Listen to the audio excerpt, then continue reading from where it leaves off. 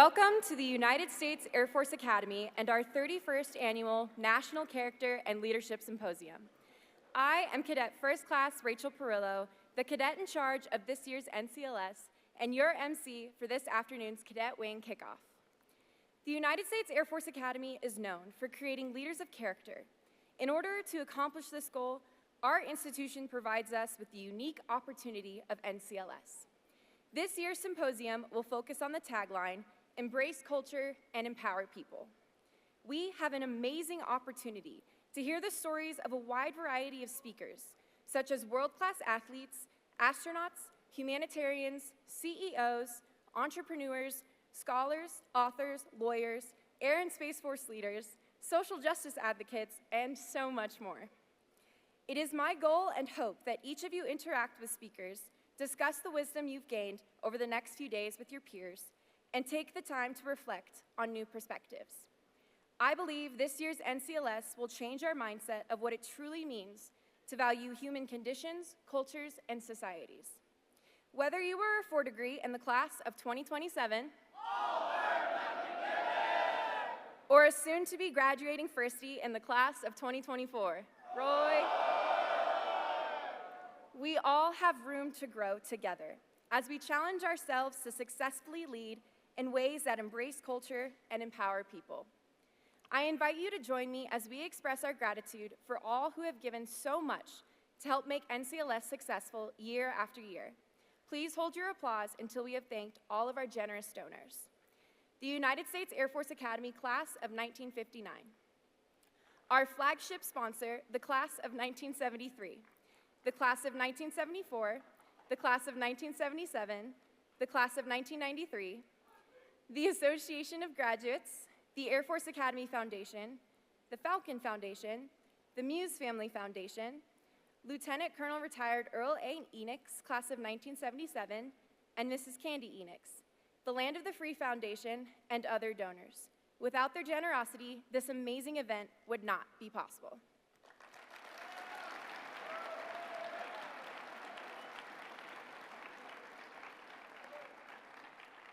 At this time, please direct your attention to the screen for some words from our Commandant, Brigadier General Gavin P. Marks.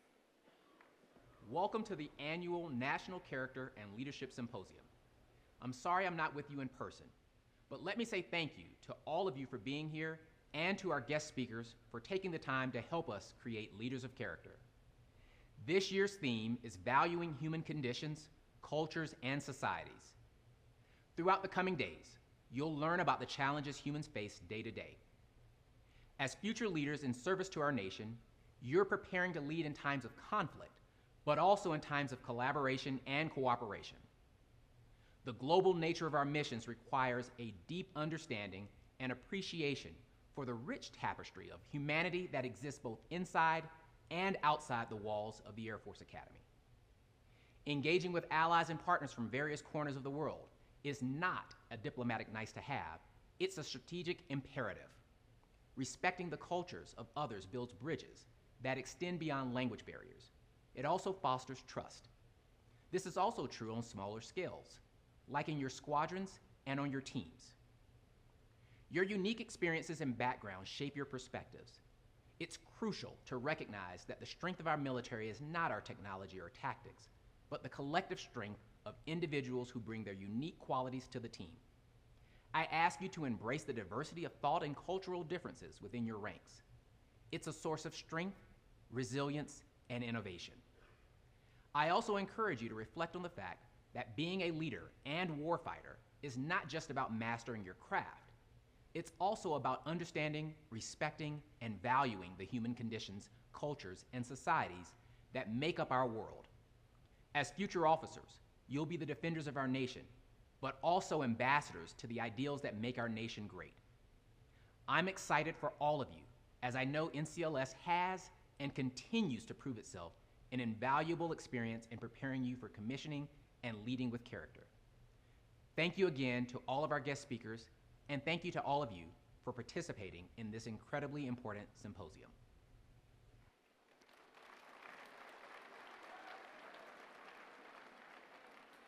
And now, before I introduce our guest speaker, we have a very special message to share with all of you. Tower, this is T. Stark. I took flak, I'm coming in hot. No, idiot, you're coming in low. Flaps, flaps. Pardon the rough landing. Air Force Academy cadets, I salute you. And what an honor it is to help kick off this year's National Character and Leadership Symposium. You see, I caught wind of that cadet-directed invite that made the rounds on social media, and let me tell you, it was nothing short of titillating. That's why I'm here. Y'all really know how to extend a digital invite and make a fella feel special. So thank you for that. I'm sorry I can't be there in person, but rest assured, Lieutenant General Clark and I have been scheming, so don't be surprised if I drop in for a refuel at some point in the future. I wish I was there, honestly, with y'all to soak in the words and wisdom of the incredible speakers and thought leaders from around the world. I would challenge each and every one of us to make these next few days count. And the theme of this year's symposium, valuing the human condition, cultures, and societies, it's a timely one. We're at a critical point in history, and personally, I'm counting on your generation to become leaders of character and principle. You're all heroes in the making. No pressure. Like the Falcon, the Air Force Academy cadets must represent integrity, excellence, and service by cultivating exceptional focus, intelligence, and speed. Speaking of which, cue the music. Soar high, stay focused, then go Falcons.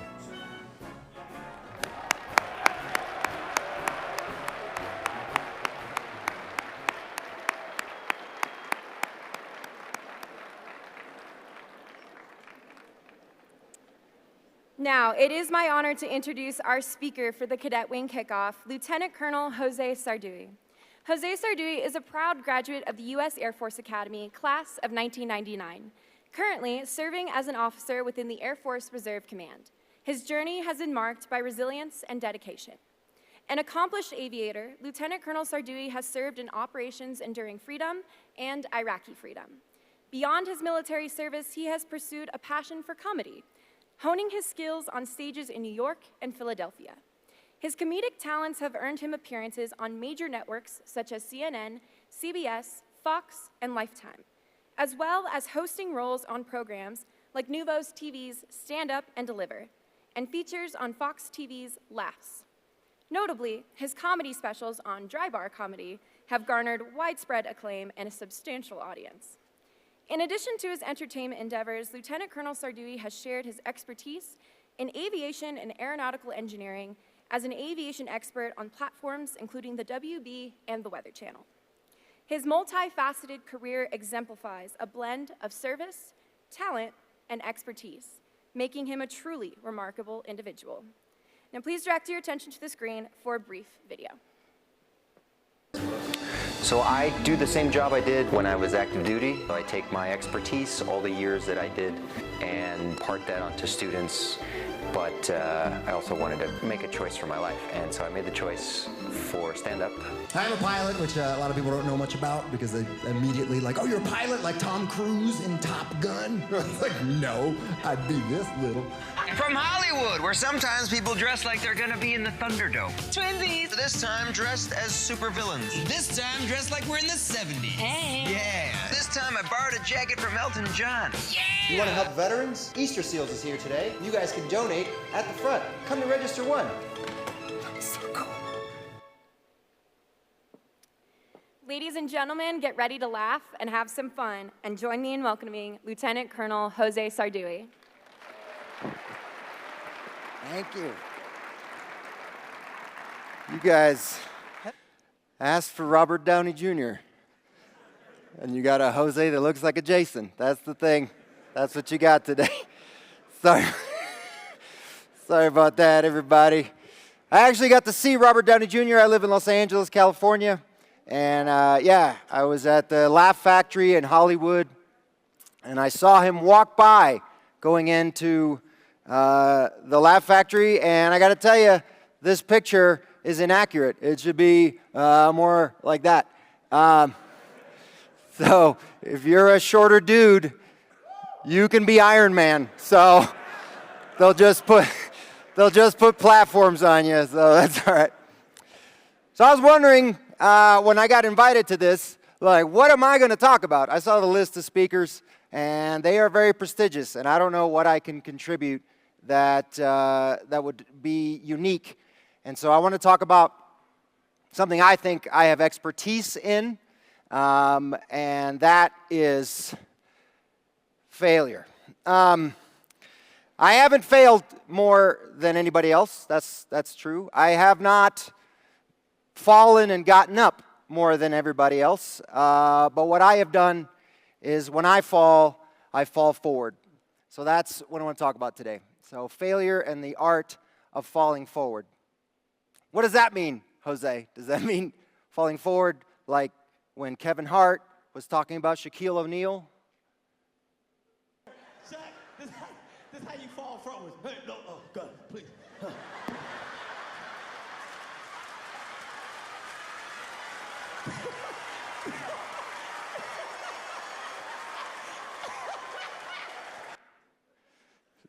No, not like that. Man, he had Shaquille O'Neal and LeBron James at his show. One of these days. One of these days. But I got you guys, so I'm much happier. So what does it mean? What does it mean to fall forward? What it means is when you fail, use it. Use it to succeed in the future. That is the thing that I have mastered throughout my life. I grew up nerdy. Anybody else? Anybody? It's the Air Force Academy. There's like 3 of you like, no. The rest of you, I understand. How nerdy were you, Jose? This nerdy. I went in for picture day. Nobody told me to wear my sash as a hall monitor. I wore it on my own. The picture guy gave me a soccer ball because he thought, yeah, this is bad. You're going to need something sports related. I don't even know the rules to soccer. So I grew up nerdy. I was on the math team. Yeah, math team people. Yeah, we used to compete against other kids in math for fun. We called them Olympiads. There was never any sweating at these things. I was a thespian. I was in the drama club. I was in the Young Astronauts Club. A super nerdy kid. But I used to get bullied. Any bullied people in here? Kids get bullied in here? All right. Okay. The whole mezzanine, that's where all the bullies are. You guys, they're going to laugh at the wrong parts of this. I was bullied. I had 3 bullies. I had one of them that was just one that insulted me. I had one that was a psychological torturer, and then I had the one that used to punch me in the solar plexus and laugh while I wheezed. And so I've done shows. I did a show for Mothers Against Bullying, and I told them my tactic for getting out of bullying, and it was join a sports team. I know, nerds are like, what? Join a sports team? Yeah, you don't even have to be good at the sport. In fact, if you're bad at the sport and you don't quit, that's better for the team. Coaches used to use me to motivate everybody else. You can't quit. Jose sucks, and he doesn't quit. You're right, coach. You're right. This wasn't my idea, by the way. I was in drama class with the captain of the wrestling team. Big, strong kid, handsome, popular, named David. And we had a little exercise. In the middle of the classroom, 2 people would act out a scene. Everybody on the side, there'd be 2 people on the side, and they would do the voices. And the class picked a scenario which was a burglary, robbing a house. And so David got paired with me, and David walks up, clearly carrying a television, and he starts moving his lips, and I was like, should we take the kitty litter box? The class laughed, and then the other person was like, why would we take the kitty litter box? David looked at me, he started moving his lips, and I was like, I heard this is the good kind. Even humans can use it. Right? Quick little joke, class laughed. Afterwards, David is sitting next to me. This dude's never talked to me. He goes, Jose, that was really funny. And I was like, oh, thanks, David. Could you protect me in the hallways? And and then David looked at me and he goes, you should join the wrestling team. And I was like, I don't know if you can see this little black pole over here, but this was my arm at the time. That not a person that should ever join the wrestling team. I was like, does David see something in me that I don't see in myself? Found out later he was asking everybody with a pulse to join the wrestling team. They were short on people. I went out for the wrestling team, you guys, and it turns out I was not good at wrestling. I was good at getting thrown, and I could calculate the force at which I was being thrown, but I couldn't prevent it. More than anybody else on that wrestling team, I knew what the ceiling of the gym looked like. I was on my back a lot. I knew what the panels and the lighting fixtures looked like.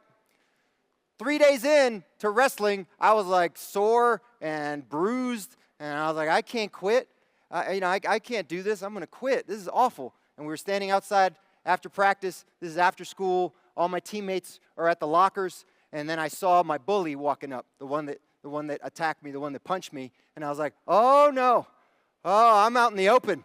There's no administrators. I'm going to die. I'm going to die today. I don't have any more lunch money. This kid's going to kill me. He looked at me. He looked at my teammates. He kept walking. I was like, I am never quitting this team. This is my new family. So I fell forward, became an athlete, and 7 years of wrestling. I had one winning season. But I did it. I did it senior year.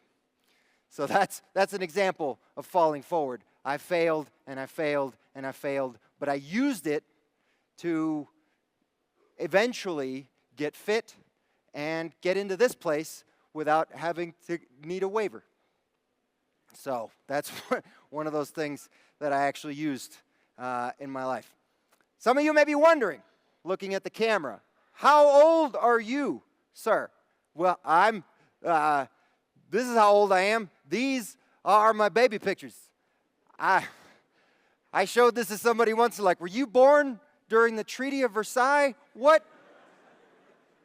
Those are some old-looking pictures. And I was like, yeah, it was Cuba in the 70s. We didn't have, that was our first color camera. This is late 78 right here. So, by the way, that Jeep that you saw, that's 1978. That's 2015. It wasn't even a good Jeep when we first got it, but we have kept it alive, and that's my family falling forward. Continue to work on a Jeep. So how did I come from Cuba? Well, it's because of this guy right here. Is my dad. My dad was a political prisoner. My dad, that's not me, by the way. I don't have any pictures, baby pictures with my dad. That's my older sister in Germany, but that's the only one I had of him holding a baby. But my dad was a political prisoner. My dad actually protested the government in Cuba. He wrote a letter to Fidel Castro. He said, I don't like how you run the government. And then he signed it and put it on a bulletin board. And I was like, Dad, you signed that letter? You're a revolutionary, Dad. My dad was like, well, I was a little drunk. I probably know she signed the letter. My dad got 6 years in prison for writing that letter. He was released in February of 1977. I was born in April of 1977.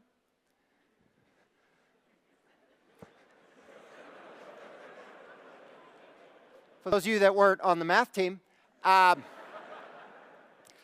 either means I was a miracle baby or I was conceived in prison. Anybody else? Any other conjugal visit babies? Where are my kanjis at? Kanjis? Nope, just one kanji. Yeah, baby. We drive by prisons, we're like, I should call my dad. I should call my dad. But my dad got out of jail. We tried to get out of Cuba, and they wouldn't let us leave, and it was terrible. And then they said, oh, you want to leave? Well, we'll deport you. So we got deported from Cuba to the USA. I mean, if there's ever been a falling forward, it is getting deported to the United States. People are like, how did you get deported to the United States? I'm like, I know, I can't even pitch. That's usually how Cubans get in here. So, one of my heroes in my life is my mom. We came from Cuba, and my mother exemplified falling forward to me. She left her family in Cuba. My dad divorced her and kind of left us a little bit. He's made up for it in his elder years. But when I was a little kid, it was just me and her. And there were nights where I never went without a meal. but found out years later there were many nights that my mother went without a meal. She sacrificed for me. And she was a little Cuban lady with an accent. And everybody wanted to laugh at the lady with the accent. So my mom leaned into it. And she made it funny. To this day, I still don't know if she's messing up the language or trying to entertain me. I called her up the other day, I was like, Mom, I'm coming to visit. Like, you can use your computer all over the house, the computer, wherever you want to go, because we have high five all over the house. I did shows in Alaska for this first time. I called her up, I'm, Mom, I'm doing shows in Alaska. She's like, oh, where? I was like, Juneau. She's like, no, we don't know. Tell us. But she used that accent. She made people laugh, and that she became a postal worker. She retired from the post office. She fell forward. Every time that failure was at her feet, she used it to get better. So that's who I learned from. From them, I got accepted to this place, small liberal arts college in the Rocky Mountains. Came here to the United States Air Force Academy and graduated with a degree in aeronautical engineering from the United States Air Force Academy. Yeah. Which my mom is very proud of. If you come to my house, my mom is not going to tell you I'm a comedian. She's like, this is my son. He's an aeronautical engineer. That's how by the way, that's my wall. I don't know if there's other Cubans in here, but every kid gets a wall. That's how Cubans know when they have to stop making kids. Like, we have run out of walls. So, that seems like a pretty big victory, Jose. You got accepted to the Air Force Academy. You got a degree in aeronautical engineering. I'll tell you guys right now, I barely got that degree. Yeah. I was 46 of 46 graduates. And my GPA was so much lower than the 45th graduate that if they'd come to me on graduation day and said, Jose, we're going to make you the 47th graduate and leave a gap to make it fair to 45, I'd have been like, that makes sense. You guys know, 4.0 system, you need a 2.0 to graduate. I graduated with a 2.02. Yeah! I feel like I'm giving hope to a lot of kids in here. I love it. I tell that joke at a show once, and I do yell out, you work too hard, bro! And I had to tell that guy, like, no, I didn't. I had a 1.98. You know what got me over the hump? Racquetball. I got a B- in racquetball, and now I'm a Bachelor of Science in Aeronautical Engineering.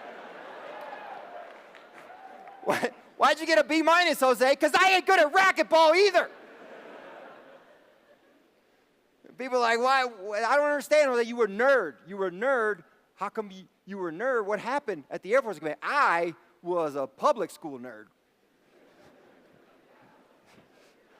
That's a little different. And public school in Florida. Ooh.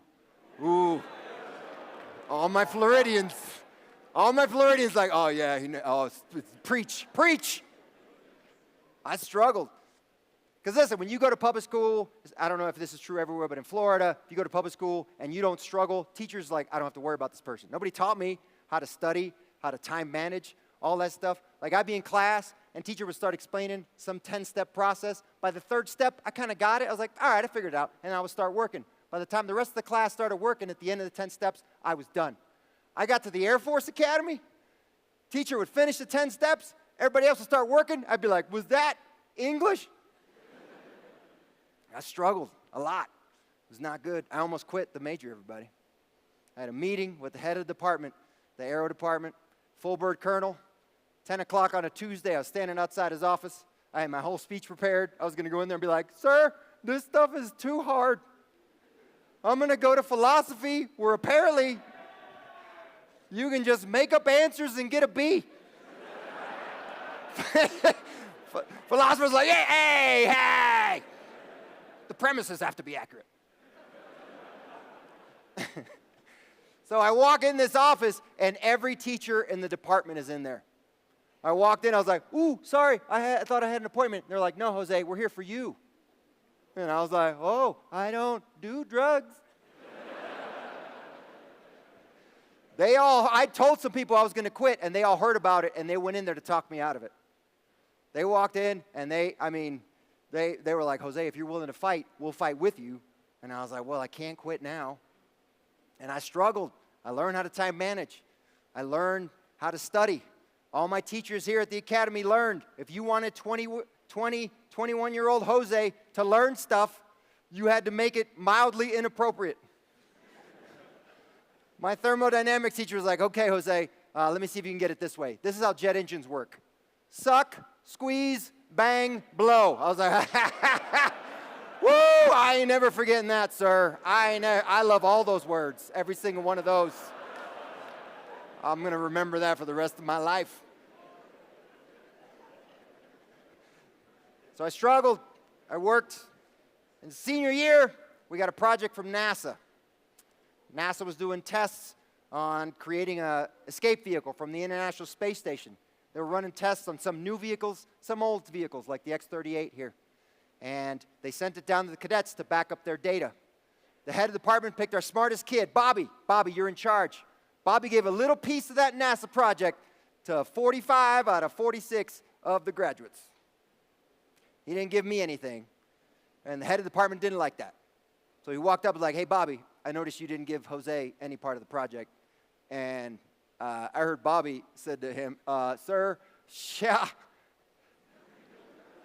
I don't know if you've had a class with him, sir, but he's dumb. We like him, but he's dumb. And the head of the department was like, well, I'm going to make it the senior project, so everybody's got to be on it. And I heard Bobby started crying.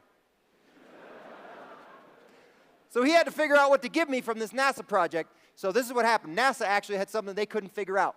The little model, when you put it in the wind tunnel, all the numbers look like good engineering graphs. Everything looked nice and smooth. But then they would put the control surfaces on the bottom, called the flaperons, and the numbers went all over the place. NASA couldn't figure out what the problem was. So they sent it to the cadets. And Bobby was like, he let everybody else in the class take a look. Nobody could figure it out. Bobby's like, I'm going to give that to Jose. NASA couldn't figure it out. We couldn't figure it out. If he drools on the paper and barks like a dog, it's a wash. So Bobby comes to me, and first of all, I don't know I have to be on the project. And number two, I wasn't aware while I was here that I was the village idiot of this group. Like, I thought everybody else was struggling. And Bobby comes up to me, he goes, Jose, here's your part of the NASA project. I was like, what? You guys want me on the NASA project? And Bobby's like, yeah, want. That's the word. So NASA couldn't figure out this problem. My brilliant classmates, one of which is an astronaut now, couldn't figure out this problem. 2 weeks later, guess what? I couldn't figure it out either. But I was coming up with answers I knew NASA wasn't going to like. I started connecting the dots on the pictures. One of them looked like a cat, and I was like, maybe NASA wanted a space kitty. I put that one on the top of the stack like space kitty. That's probably what they were going for. That's probably what NASA wanted. It was the day before it was due, and I was beside myself. I didn't have anything. I was going to let the team down, and I was down in the wind tunnel, and the little model was in the window, and my eyes were kind of unfocused and glazed over. And suddenly my eyes focused on the model, and I noticed the little flaperons were vibrating in the wind. And my first thought, I kid you not, was like, is that like a little butt vibrator? NASA put a little butt vibrator on the escape vehicle. Well, that's very thoughtful of them. I think every car should have a butt vibrator. You're riding somewhere like, this is going to be fine. I had that thought for 3 minutes before I went, that's probably not it. I called up the metal shop. They made me metal flaperons. I attached them to the model. I ran the tests again. The numbers worked. I figured it out, you guys. Yeah. I got all my paperwork together. I turned it into Bobby the next day. Bobby was surprised I had done any work at all. He thumbed the stacks of pages like, there's like numbers and equations in here, Jose. Nice. We go brief NASA a week later, and nobody double checks my work. So we go brief NASA, and I don't know if you've seen a briefing. You guys, ever? It's, PowerPoint, right? PowerPoint, it's unexciting. So what do you do when you have a briefing? I did this for some kids, about comedy, so I tried to make it lively. Hey, what is funny? Tragedy, hey, make it bounce. Boing, boing. How about maybe if you zoom something in and add some sound effects. Yeah,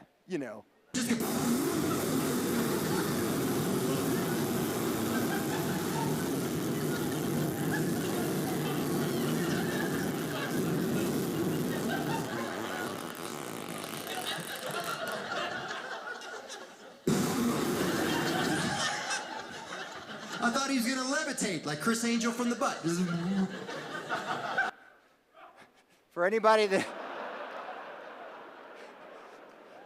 Chris Angel line was for you. For all of you that didn't recognize me, this is probably the only place most of you know me from, is I did a dry bar special and I did an 8-minute fart joke about a Sammy. So, yeah, you guys can check that out. Yeah, you're like, what? There's a Sammy joke? Yeah, I did a. So, but this was an engineering briefing. It was not at all meant to entertain, okay? It was just numbers and equations. And my classmates were trying to impress the NASA engineers, so they made it extra. Like it was wall to wall, every slide, numbers, equations, graphs. In fact, there was a dude from NASA sitting in the front seat who had 2 pocket protectors. Looked like he worked on the Apollo program. Like he had tape on his glasses, and this dude turned to his buddy and go, this is boring. You know how hard it is to bore one of those people? So again, it gets to my one slide in this 100-slide presentation, and nobody double-checks my work. So they bring my slide up, and it doesn't have a single number or equation on it. And they say, now to discuss the flaperons numbers problem is Cadet Sarduy. I walked up, I go, your model sucked. So I fixed it, you're welcome. And then I walked off, and NASA applauded me. They were like, we need to get this kid at NASA. And then they saw my grades, like, we do not need to get this kid at NASA. So I used that to fall forward, right? And I do this show, I do this story for young people, and I tell the story because I think the theme of the story is this. You may be the dumbest one in your group. And you probably don't know that. But one day a problem may come down the pipe that requires your specific level of dumb to solve. On that day, seize your moment. You know what I'm saying? I used that moment, everything turned around. My life turned around. I eventually became an aviator, and they were a fun bunch. They helped me through all of it. Nobody called me dumb, even if they thought it. But I got through it, and now I'm a pilot. Fly T6s down at Laughlin as a reservist. So I may get a hold of you guys at some point. And if you do something dumb enough, I put it in the show. And some of you may be asking, how old? You look too young to be Lieutenant Colonel, Jose. I get that sometimes. I'll be walking down the hallway. Some lieutenant will see me and go, what's up, dude? And I'll be like, oh, nice. That guy thinks I'm young. And if you think I look young now, you should have seen when I was a 23-year-old lieutenant flying cargo planes. I looked 14, which was terrible for passengers. We had a World War II veteran get on a plane. He came up to me and goes, what do you do on the plane, little boy? And I was like, I'm your pilot, sir. He goes, we're taking a train, man. Don't get on there. They got babies flying airplanes. But I flew cargo. I have a lot of stories. None of them are cool. They're all embarrassing or weird. Like, I'll tell you a weird story. This is the airplane I flew, the C-141B that doesn't exist anymore. One time, we got 600 pounds of cages full of live chickens. And it didn't actually end up happening. I'm glad, because I was born in Cuba. I'd have been in the back of the plane like this guy. Ladies and gentlemen, welcome to the main event. Who's flying the plane? Whatever. 2-1 on the red one. 2-1. We call him Mike Tyson. He liked to bite.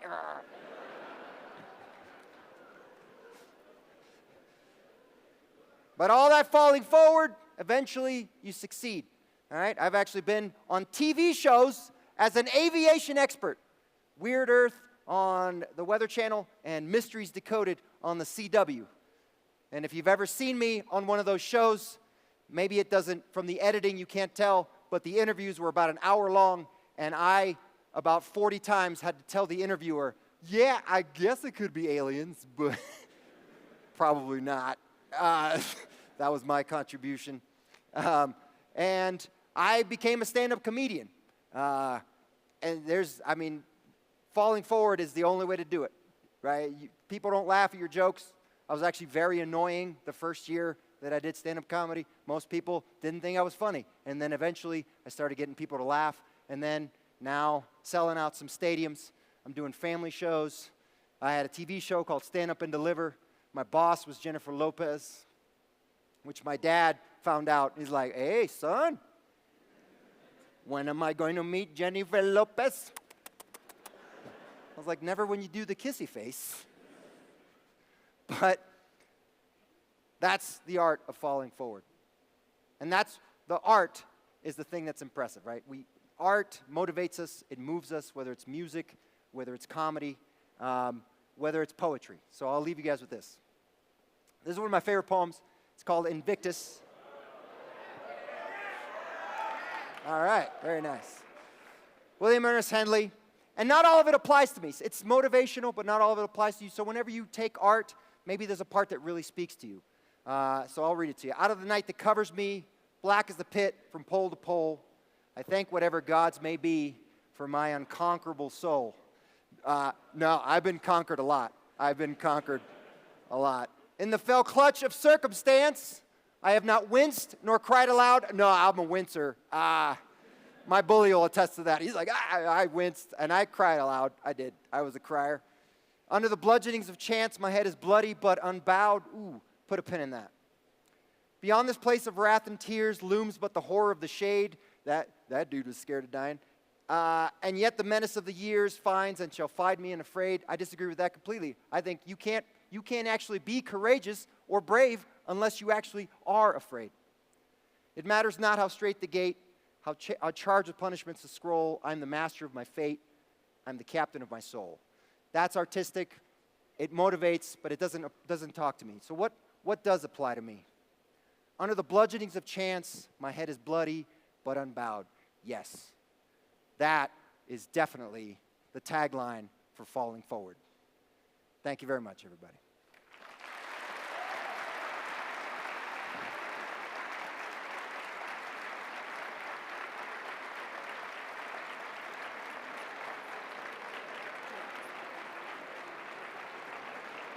Oh. That was great. Thank you.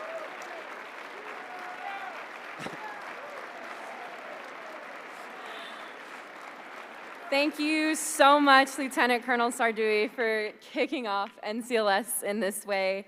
At this time, we would like to open the floor for questions. So there are microphones positioned in the walkways, so go ahead, get started.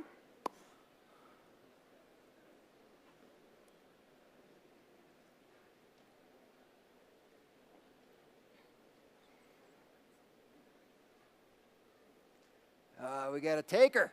Right. Let's give an applause for the first question person, huh? Nobody was getting up. He's like, oh, I can't let him leave like this. Thank you, sir. Thank you. What's your question? Go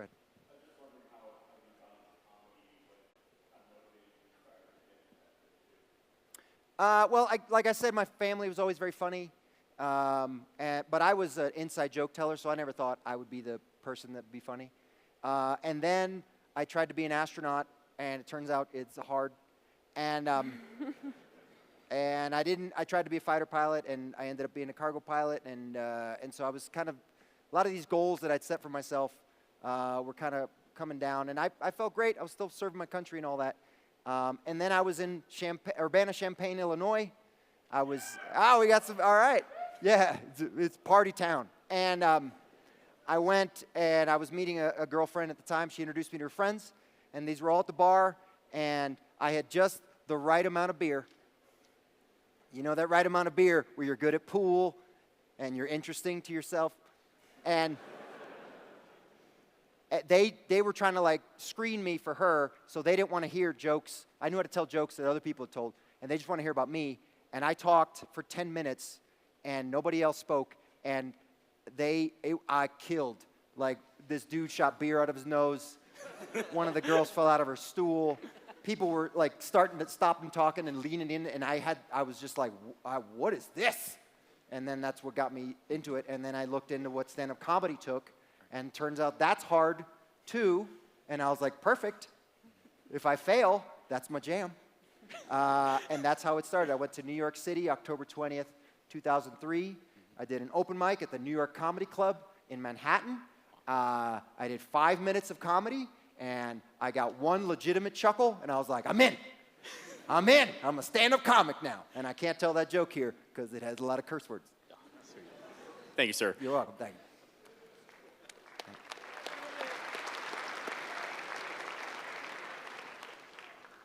Hello, sir. 2 questions. First, what is your favorite class color and why is it gold? And second, what squadrons were you in? Whoa. What was the first one? What's your favorite class color and why is it gold? Why is my favorite? Well, it is gold. I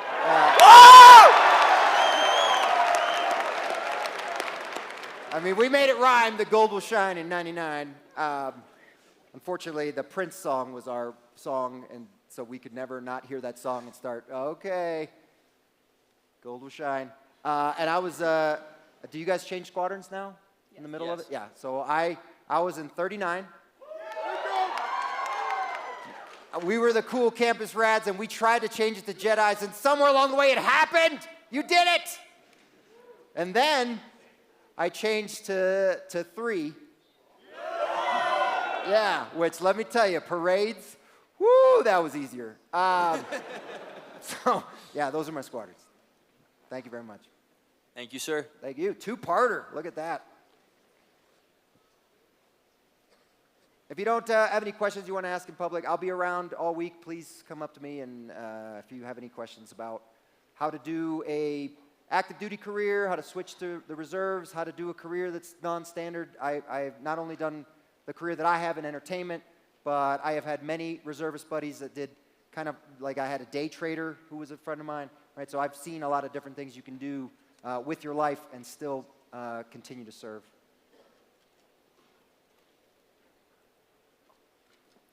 Hey, how you doing, sir? I'm C2C Andrew Cormier. I got a question relating how you incorporate comedy into your job as a flight instructor.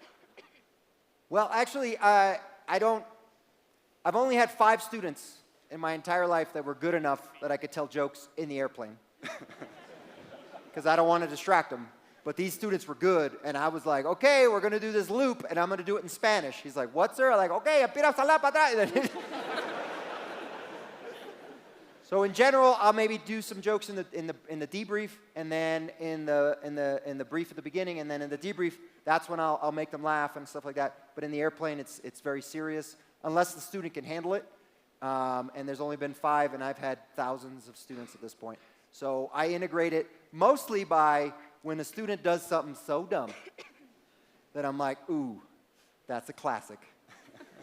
I'm gonna bring you in. Like I had a student, we're getting ready to take off in the T6, front and back, right next to the runway at Laughlin Air Force Base, one of the busiest runways of the world, and this kid goes, holy crap, sir! And I was like, well, we're probably already dead then. Because as a pilot, you don't say holy crap in an airplane, even if you looked out the window and saw holy crap.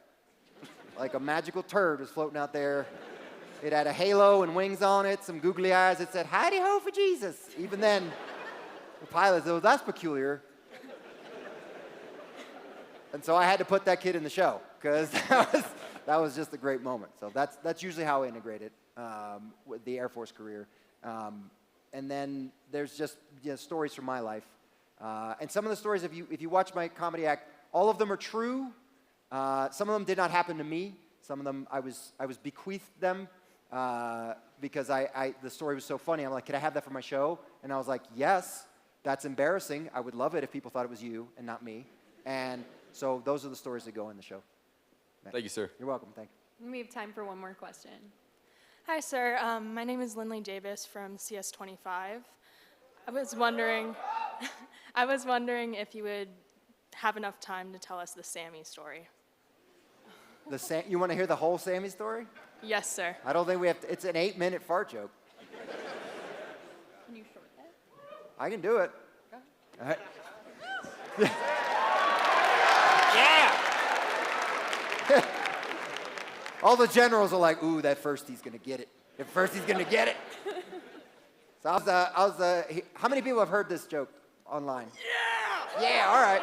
Okay, it's great. You guys can, you tell it. All right, so I was here at the Air Force Academy, and we had Saturday morning inspections, as you know, so we spent all Friday cleaning. So I'll tell you my favorite Saturday morning inspection story ever. My roommate and I were standing at parade rest, and we knew we were going to get yelled at next because they were yelling at the people next door, and they don't skip rooms. I'm doing one final check of the room. Me and my roommate had split up the jobs, right? All the four degrees had split up the jobs. Me and my roommate, we took closets. We had to make 30 closets look identical. I looked up. We forgot to do our closet. We did 28 closets. We forgot to do our too. And I was like, oh no. I turned to my roommate for the first time since the inspection started about 45 minutes ago. And I was like, dude, we forgot to do our closet. And I was so stunned because he was sweating like he was in a sauna. It was February in Colorado, which now you're like, that's not that bad. But he had like pit stains and his eye twitched a little bit. He's kind of swaying back and forth. And I go, dude, we forgot to do our closet. And he goes, Jose, oh man, I'm so sorry for what's about to happen in this room. And I was like, I put too much pressure on my roommate. So I tried to relieve the pressure. I tried to tell him, it's not that big a deal. We'll just get yelled at. But I didn't get to finish that sentence. I said, it's not that big a deal. We'll just get yeah. And then he farted for so long. I thought he was going to deflate. Like those things in front of the car dealers when they shut them off at night. It just wouldn't stop. And I don't know if this mic can do it. I was like, it's not that big a deal. We'll just get yeah. You saw the video. He finally finishes, and he's so relieved. And I tried to tell a joke at the time. The joke I tried to tell was, the loud ones don't usually smell that bad. But I didn't get to finish that sentence either. I was like, the loud ones do smell. Oh, God! It's on my tongue! I tried to punch a fart out of the air. And that is when the inspectors walked into the room. 3 inspectors, 1 female, the lead inspector, very attractive, by the way. The 2 dudes behind her walked in, take the door. She walked in on a weird scene. My roommate calls the room to attention. He's all sweaty, big smile on his face. And you'll get yelled at for smiling, but they barely notice because I came to attention, but I wasn't even facing the right direction anymore. I'm just freaking out the only thing I can move, which is my face. I was like, blah, blah, blah, blah. And she walked in like, what the heck is this? They didn't train me for this. But she was a professional, everybody. She put on her gloves. She's like, well, I'm going to inspect your room. I don't know what the heck's happening over there. Touched the first surface. She's like, there's dust on the first surface. You didn't think the dust, the first surface, I wouldn't check that. Look, this has got to be the most disgusting. Oh, God. Oh, God. This is normally a pretty lady, but this is not her best day. She looked like the people in the movies when they turn into werewolves. You ever seen? And the guys that don't know what's happening, she turned around like, oh, she's possessed. There's a demon at the Air Force Academy. And then she tried to run. You can't run from a fart. Now once it's got you, it's like Stephen King's The Mist. You walk into one, you're leaving with a trail. You ever fart outside your car, you better circle that vehicle 3 times or it's going on a road trip with you. So she's tracking death behind her. The guys are like, what's wrong? They had to low crawl out of our room. 3 of them stood in the hallway in a circle like they'd just been through gas mask training. Or someone had pepper sprayed them like, how does it burn my eyes? Second was like, we should just burn these clothes. The third guy's like, remember from the gas mask training? We could just put milk on it. Let's get milk and put it on our faces. Like, where would we get milk, Steve? They finally look in the room. They get themselves composed like, you two are disgusting! And then they walked away. So we went back to parade rest. And I remember I said to my roommate, I said, that wasn't that bad. We should just do that every time. My roommate was like, they didn't check the closets though, did they? No, they didn't. And I'll tell you this right now, they never inspected us again. They would walk by the room with the clipboard, Sarduy, Buhai, don't go in there, don't go in there. If it's dirty, it's dirty. All right, that's the fart joke, everybody. Thank you very much for coming out. Appreciate it. On behalf of the U.S. Air Force Academy and our National Character and Leadership Symposium, please accept this gift as a token of our gratitude.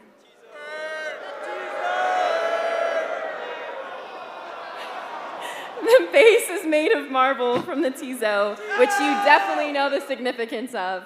And hopefully it doesn't bring back too many negative memories from your freshman year. But we hope you look back on this, laugh, and remember your NCLS experience. Thank you very much. A picture? All right, thank you very much. During this year's NCLS, we ask that you share your experience in real time. So we encourage you to connect on social media with the hashtag NCLS2024. Each day, our marketing team will be pulling photos, stories, and quotes from these platforms. Please be sure to download the NCLS app, where you can sign in for sessions and score points by interacting and participating in activities. We hope you make the most of the 31st Annual National Character and Leadership Symposium. Take advantage of this unique opportunity and enjoy learning from and interacting with our amazing speakers. Cadets, please check in for this session with the posted QR code. Thank you for attending the Cadet Wing Kickoff. You are dismissed.